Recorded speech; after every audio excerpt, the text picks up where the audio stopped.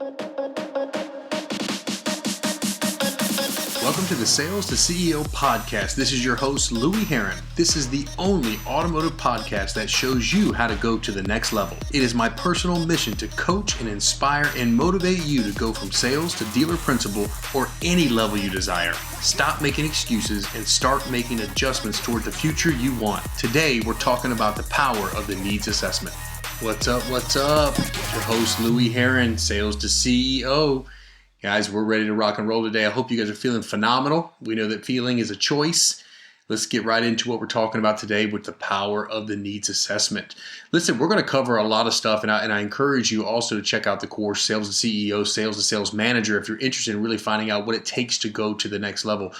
These podcasts don't do that course justice. We're talking 53 videos on a video platform with almost 120-page workbook that goes with everything, and it goes over everything of what it takes to become a sales manager, going to the next level. Remember, my mission is to inspire and motivate you to go to the next level. Yes, are you going to become a better salesperson and sell a lot more cars? Absolutely. But the goal is not just to keep you in sales. My goal is to elevate you to go to the next level, to manager. And then once we get to manager, Sales to CEO University goes on and we teach you from sales manager how to be a general manager. That's the goal. How do we keep ticking up this ladder, going to the next level? That's the whole focus point. And the whole goal of Sales to CEO University is to get you to a point where if you desire to become a dealer principal, maybe a partner, or maybe just you want to be a general manager, hey, it's fruitful at the top as a GM as well. You want to maximize your time in the car industry. That's my whole focus and mission, is to help develop folks in the automotive business to get to the next level. Today, we're starting with the ground floor level. We're talking about selling. We're talking about sales process. We're talking about the needs assessment. This is the time where you're really digging in deep with the consumer, and what I call number one of the two most important pieces. The write-up, I think, is probably the most critical, because no write-up means no deal. And then also the needs assessment. This is where we structure the deal. This is where we get everything together. So here's what I want to explain to you. And maybe I can drive the point home. Let's say I'm in the market for a house. I'm ready to buy a house, and I walk into Century 21 Remax, and I ask for a sales representative. And I walk up, and somebody greets me, and they do a nice meet and greet, and we're talking for a few minutes, and I tell them, I say, look, here's what I'm looking for. I'm looking for a 3-bedroom, 2-bath home, ranch style, like a pool, and I want a little bit of land. And I share that with the representative, and the representative says to me, okay, great, hold on one second, let me grab my keys and let's go look at some houses. She grabs her keys, or he grabs his keys, and we jump in the car and we start driving around looking at 37 homes.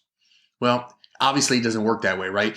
That's the whole point of a needs assessment. I don't know why we would show a customer 37 cars no more than a real estate agent would show us 37 houses without getting the information, the vital information of deal structure, making sure we understand, are we looking for the mortgage? Have we been pre-approved? What's going on? Now, does that mean I want you to interrogate a consumer up front? No, you just met them. Like literally, you're 5-7 minutes into the deal. You can't just say, hey, my name is Louie Herron. Welcome to ABC Nissan. And your name? Great, nice to meet you. And then all of a sudden, we're talking finances and payments, and are you approved, and what's your credit like? That's the complete opposite of what I want you to do.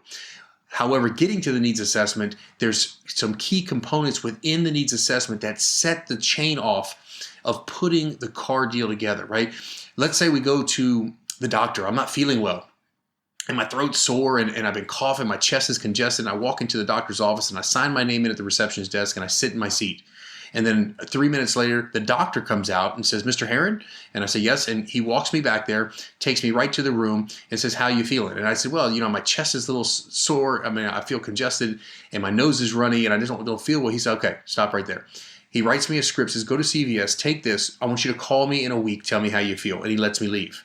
Well, it doesn't happen that way, right? That's called malpractice, right? So why would we commit sales malpractice? Why would we try to prescribe something when we don't even know what's going on in the deal?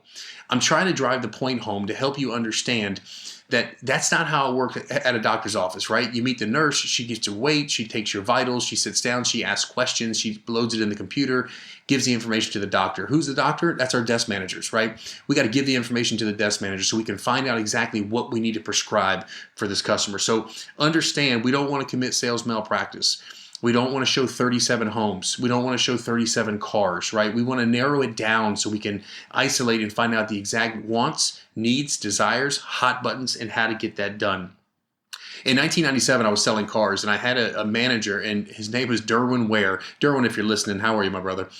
Derwin Ware taught me a valuable lesson. When I first got into the car business, I didn't know anything about a needs assessment. In fact, back in those days, there wasn't much training. At the time, we were just phasing out of Jackie Cooper, and we had some Grant Cardone stuff, and that's all we really had. It was some tapes and go in a room and try to teach yourself. It wasn't much training whatsoever. But I didn't get into a needs assessment or a fact find or a qualify. I was all about meeting and greeting and demoing cars and getting people back in the building and see if we can sell them a car.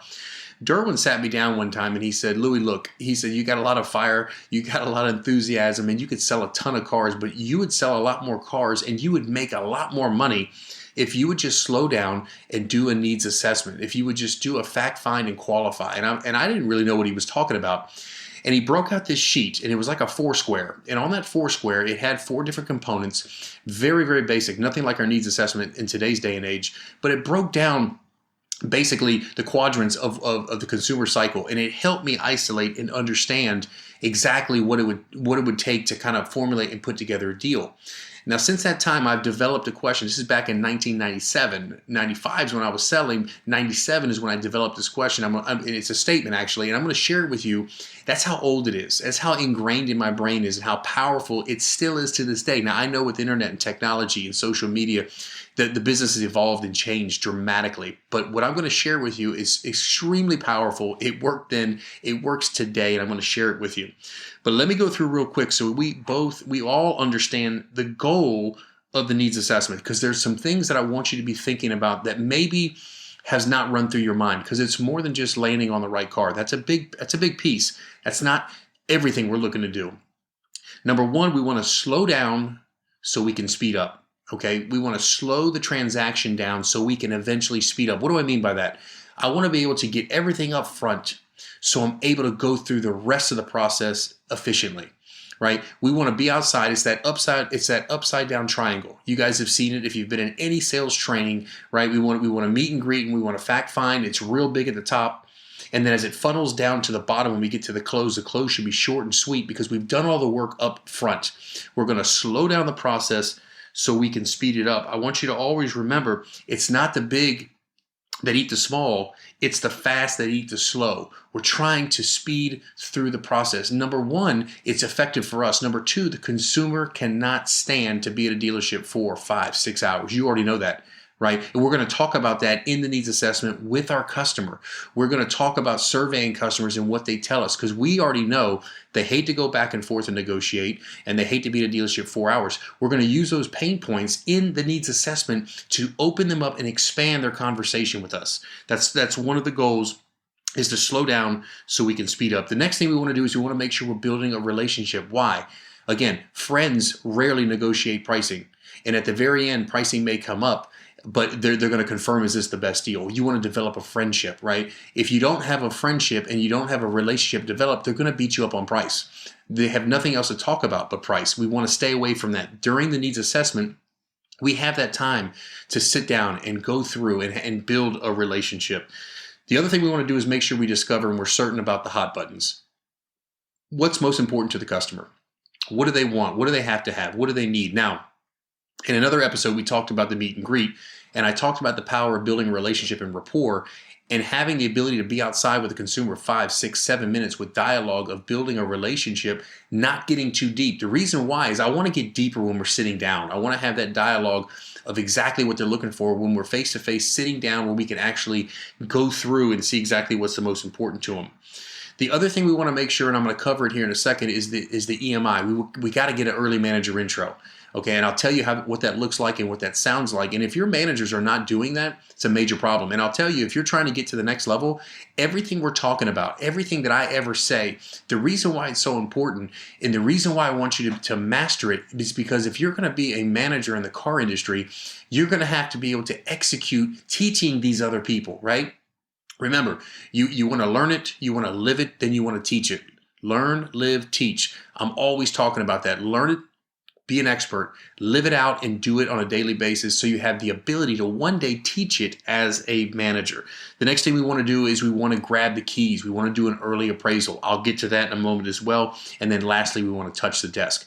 So just in identifying the goals of the needs assessment, we've got 7 things we want to get accomplished, okay? So let's start at the top. We talked about slowing down the deal and building that relationship. Here's the statement that I developed back in 1997. I want to share it with you now. And if you're driving, listen, go back and play this because you want to write this down. You're going to want to memorize this. You want to make this your own. I'll say it like I say it, and then I'll elaborate and kind of go through it again. And here's how it goes. We come inside from the meet and greet. We transition to the desk. We take control of the situation, ask the customer to have a seat. We always offer them a beverage, a cup of coffee, something cold to drink. Okay, once we get moving with that, we grab our needs assessment form. We sit down. We already know their names because we talked about in the prior episode, do not forget their names. You fill out the top portion, and then you just look at the customer and you say, Mr. Customer, so I don't make the same mistakes that a lot of salespeople make, a lot of dealerships make. Would you please do me a favor and share with me how you'd like to buy your next car so I can better serve you? Now, keep in mind what I'm talking about here. Would you do me a favor?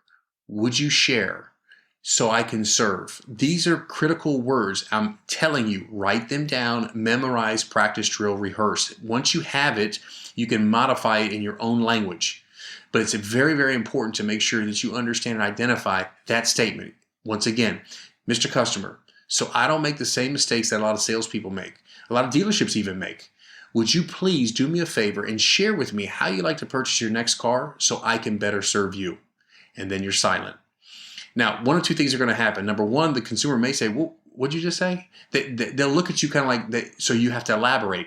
That's your opportunity to then go into, well, here's what I understand about the car industry. We know that, we talk to a lot of our customers through surveys, and they hate to negotiate and go back and forth, and they hate to be at a dealership 4 hours. And a lot of times from people's past experience, they hate to feel like they didn't have much say in the matter, or the dealer or the salesperson try to pin them into a certain direction. Here's what I want to do. I want to know how you want to do it. I want to know what's important to you. What are the must-haves? What are the hot buttons? What is it? Reliability? Is it safety? Get a little more in depth about what you're currently driving. Find an idea of exactly. Have you done any research in the marketplace, maybe on your trade, as well as what you're currently looking to buy? These are the things that I'm concerned with, but I want to know how you want to express that to me, so that way I can better serve you. Now, once you make that statement to the consumer, they will start talking. This allows you to not interrogate, okay, but rather communicate. As they're talking, you should be filling out that needs assessment. As they're talking, they will be filling in answers, and you should be left with maybe 5 or 6 questions that you can phrase in your conversation, relaying back to whatever they just shared with you. Very, very important.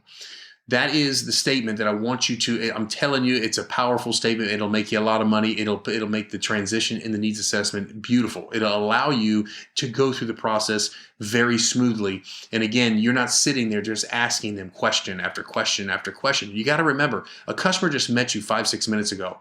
They didn't come inside the building to give you information. They came there to drive a car and look around.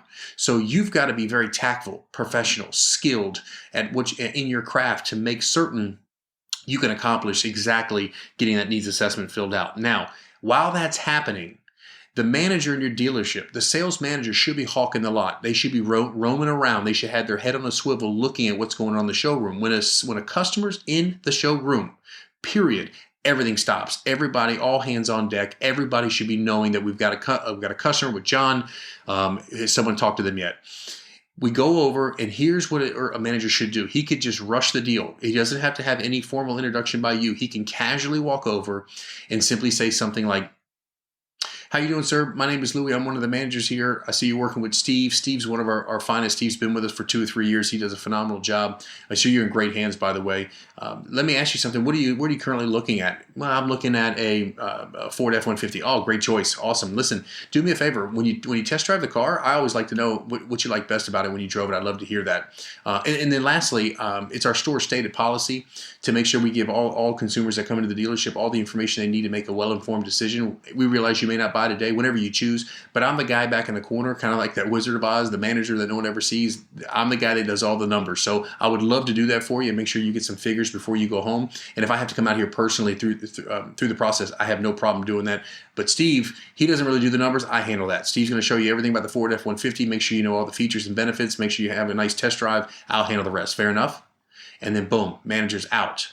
Now look, if a manager did that on every single deal, like they're supposed to do on every single deal, they get out from the desk, they get engaged and involved, and that's happening on every single deal, you are setting yourself up for a phenomenal transaction and an opportunity to make gross profit and an opportunity to close a sale.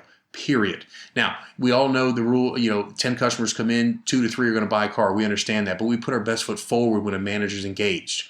So you want to make sure you get an early manager intro. So let's discuss for a moment, what if you've done your needs assessment and no early manager intros happened? No problem, not the end of the world.